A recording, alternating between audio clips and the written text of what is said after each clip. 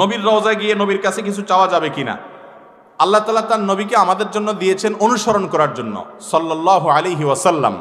তার জন্য দোয়া করতে হবে, দুরূদ প্রেরণ করতে হবে, তার অনুকরণ অনুসরণ করতে হবে। তিনি কিভাবে চলতে বলেছেন সেভাবে চলতে হবে, কারণ তিনি আমাদের জান্নাতের পথ প্রদর্শককে রক্ষা করার জন্য পৃথিবীতে এসেছেন, আমাদের হেদায়েতের জন্য পথ দেখানোর জন্য এসেছেন। তাকে অনুসরণ করতে হবে। এর বাইরে তার কাছে তার ওয়াফাতের পর অলৌকিকভাবে সাহায্য পাওয়ার জন্য রওজা গিয়া হে রাসূল আমাকে এটা দাও, এটা বলা যাবে না। আমরা নামাজের মধ্যে বলি ইয়াকা না'বুদু, আল্লাহ শুধু তোমার ইবাদত করি, ওয়া ইয়াকা নাস্তাঈন, এবং শুধু তোমার কাছে সাহায্য চাই, অলৌকিক কোন শক্তির কাছে আর সাহায্য চাই না।